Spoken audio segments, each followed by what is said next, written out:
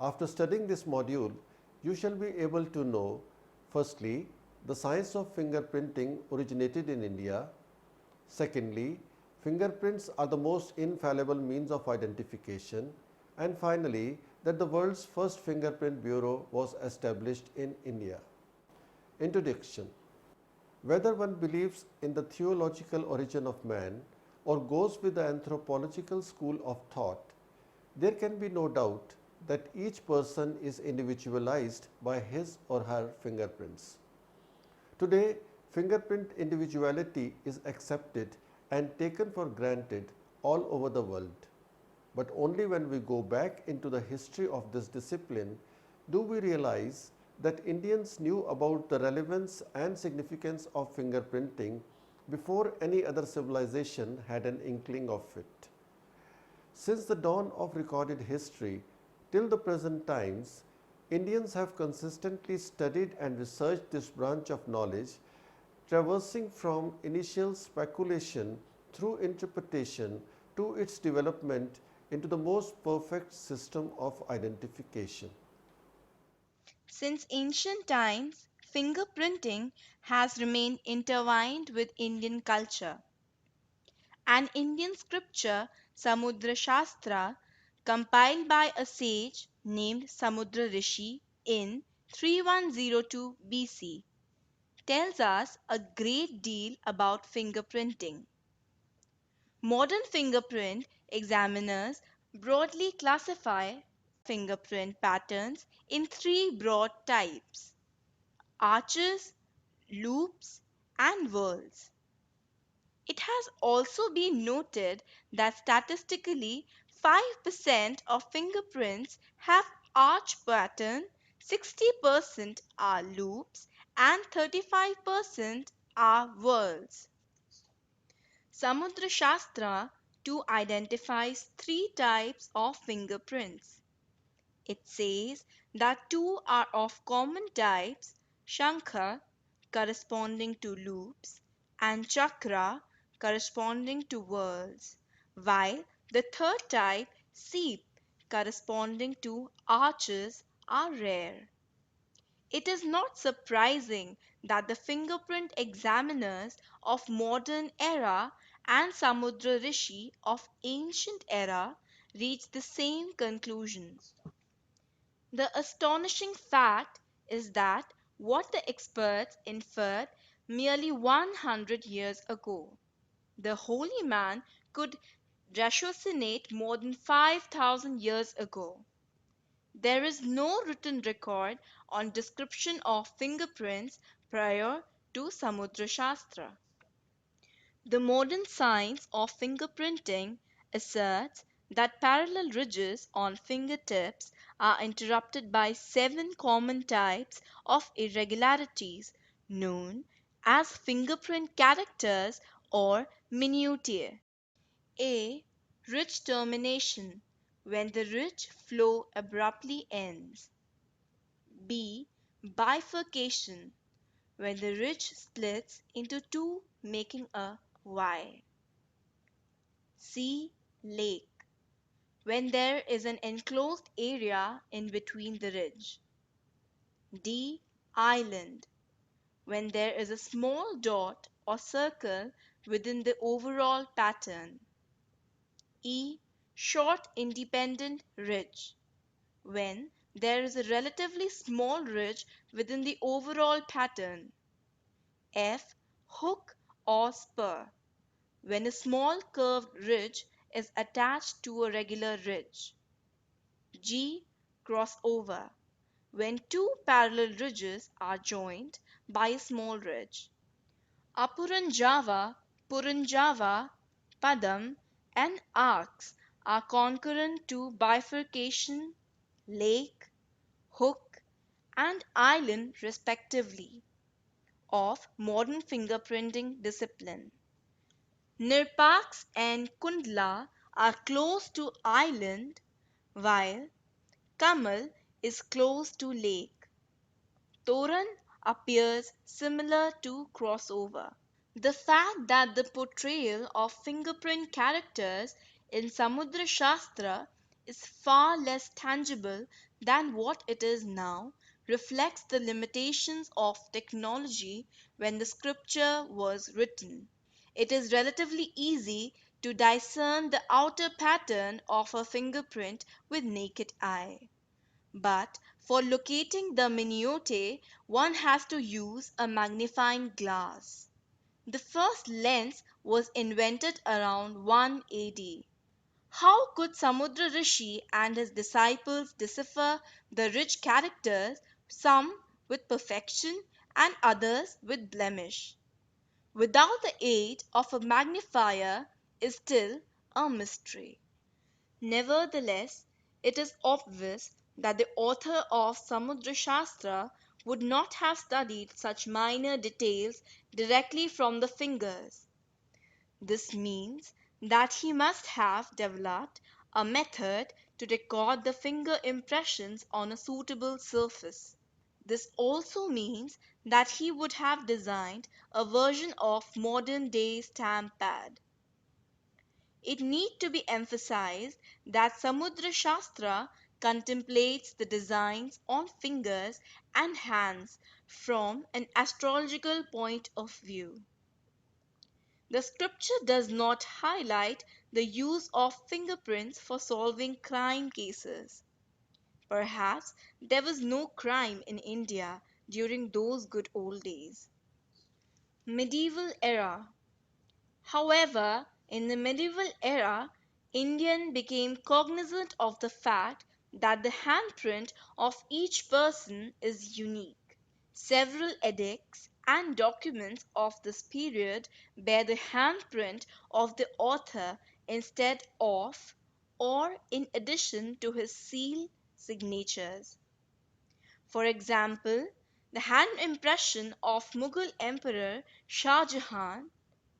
This has been reproduced from a Farman royal edict addressed by the emperor to Dalan Singh, the king of Gidor in present day of Bihar. Concerning Mughal Farmans first, Hassan in his book The Central Structure of the Mughal Empire writes, three marks of distinction were established as a tradition by which the king, according to the rank of the addressee and the extent of favour desired to be bestowed upon him, could exalt him. First, by putting his signature in addition to the official seal. Second, by adding a line or two at the top in his own hand. Third, by putting the mark of the royal hand on the farman. The following two examples support Hassan's assertion. A. In 1636 AD, the joint forces of Shah Jahan and Adil Khan under the command of Khan Zaman Bahadur invaded the camp of Shahuji Bhosle, the ruler of Poona in the present-day Maharashtra. The joint army defeated Shahuji, who was compelled to accept the terms of peace. Badshah Nama, the biography of Shah Jahan relates, since the garrison of Shahuji was now reduced to great extremities, Shahuji wrote frequently to Khan Bahadur in the most humble strain, promising to pay allegiance to the crown. He at the same time solicited a written treaty stamped with the impression of his hand. B. In 1613 AD, Mughal Emperor Jahangir defeated Amar Singh Sisodia, the ruler of Udaipur in present-day Rajasthan. The following is recorded in Tuzuki-Jahangiri, the biography of Jahangir. When Rana Amar Singh Sisodia of Udaipur was brought under the yoke of obedience, he demanded the royal punja as a condition of treaty, and the condition was complied with. Rulers other than those belonging to the Mughal dynasty were also aware of the importance of handprints, fingerprints. We once again refer to the handprint bearing treaty which Shahuji Bhosle solicited from Shah Jahan. Normally, the victorious ruler dictates the conditions of the treaty. But here is a case where a king, who is at the receiving end, lays down the terms for peace.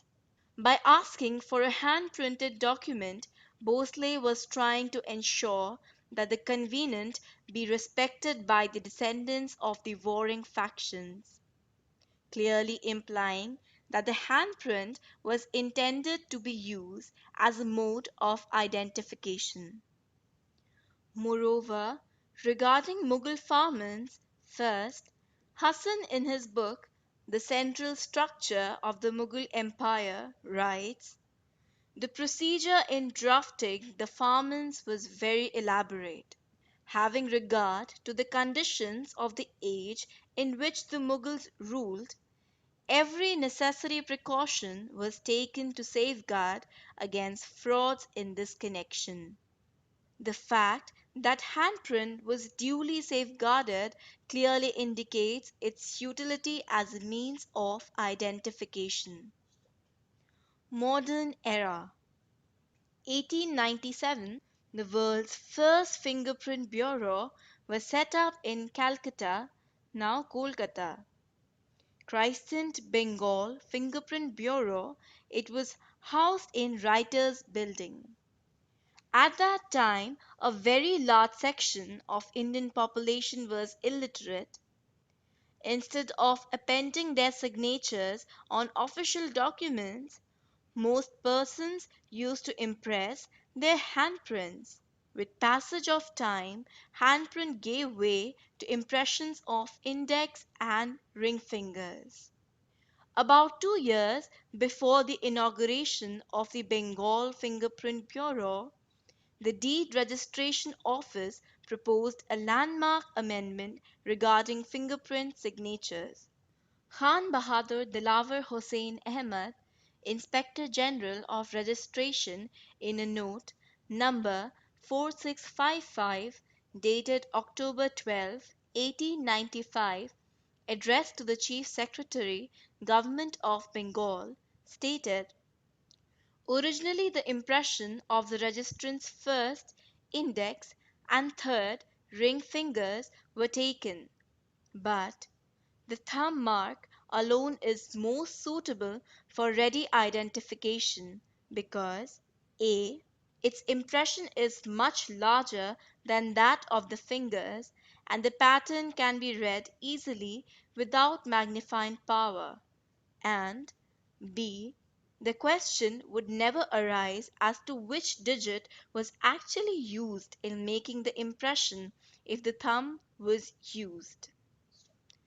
By the time the Bengal Fingerprint Bureau was inaugurated, the thumb impression became an acceptable form of signature not only on registration deeds but on all official documents including bank accounts, pension records, and postal transactions. The impression of any other finger too served the purpose, but the thumb impression was preferred and is still preferred as it has a large pattern area as compared to other digits. For cataloguing criminal record, however, the impressions of all 10 fingers were required. Therefore, whenever a suspect was arrested, the impressions of all his 10 fingers were taken and preserved for record keeping in a special type of proforma called index card.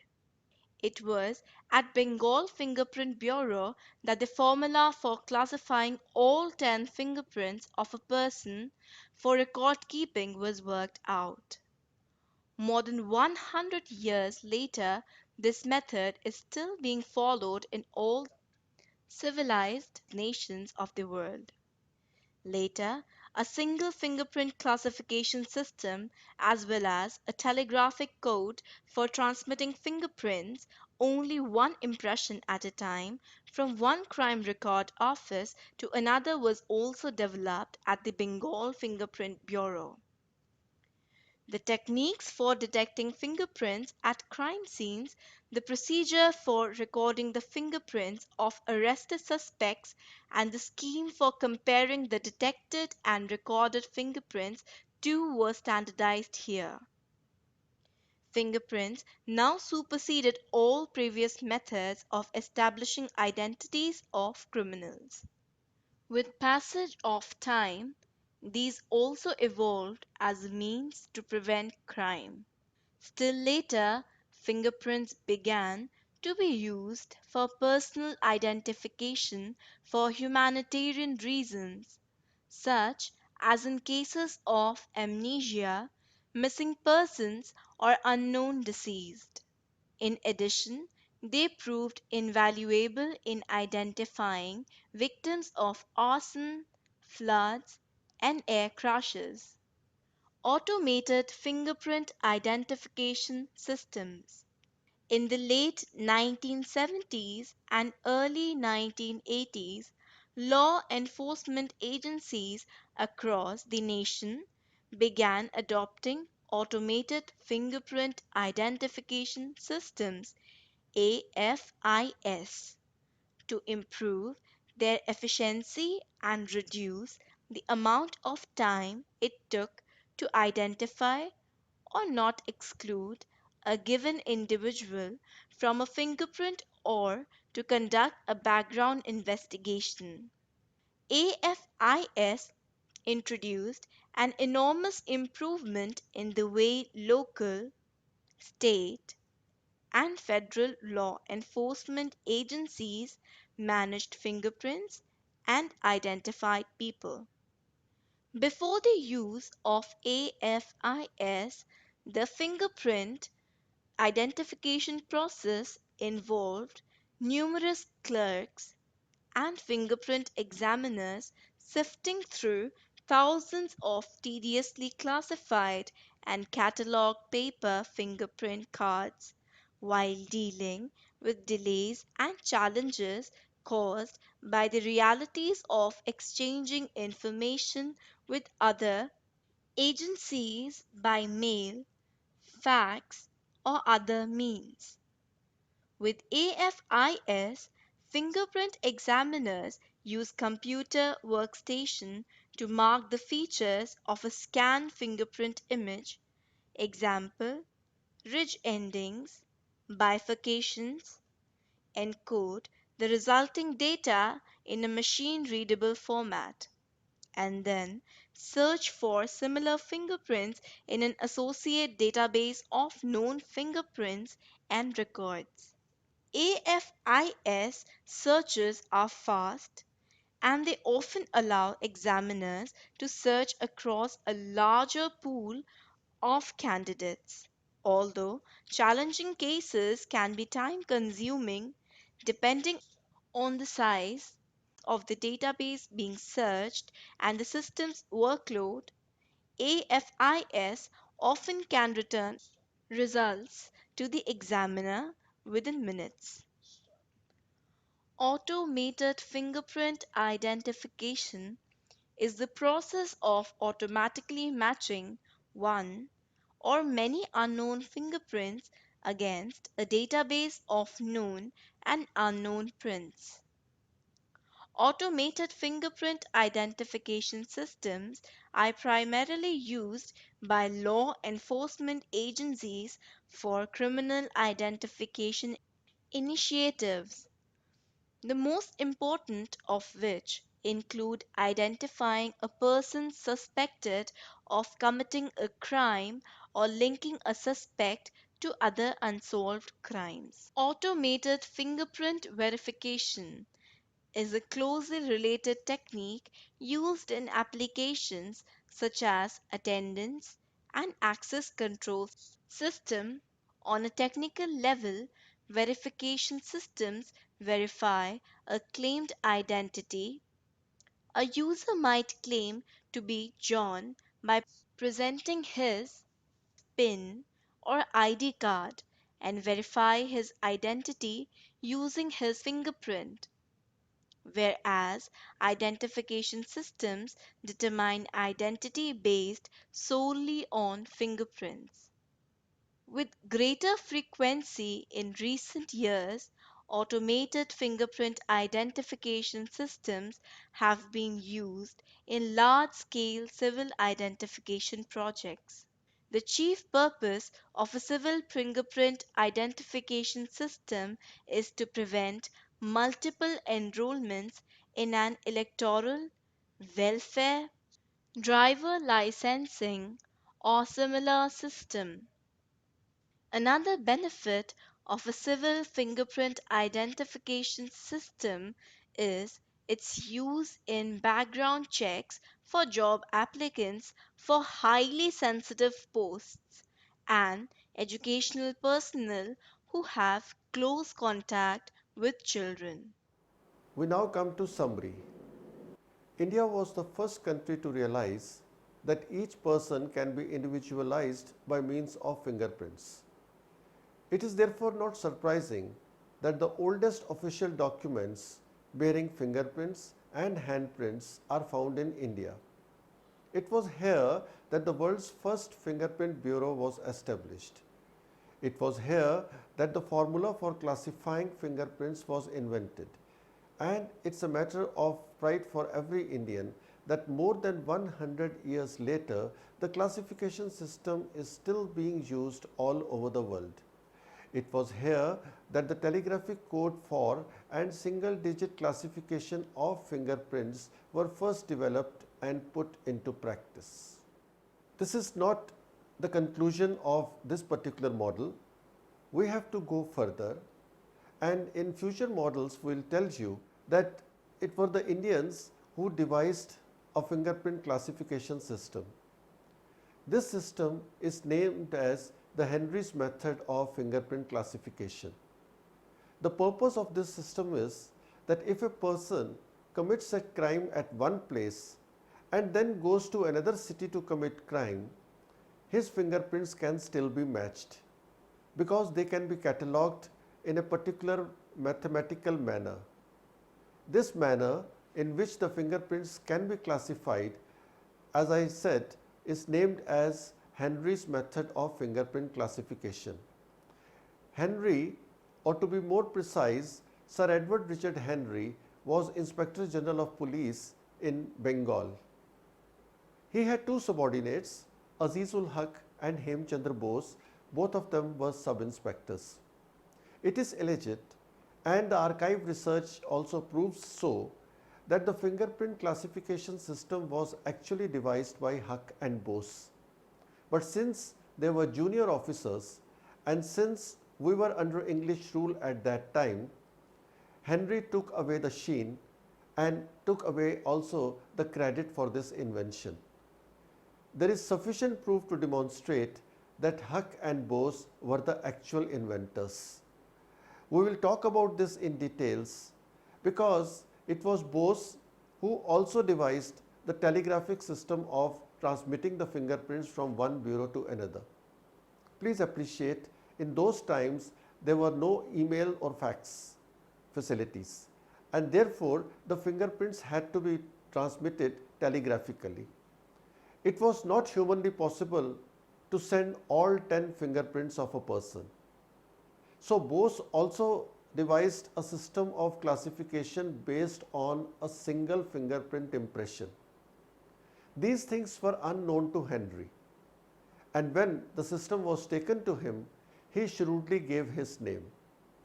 It is now high time that the colonial clouds have dispersed and we give credit to the original inventors, that is Azizul Haq and Hemchandra Bose.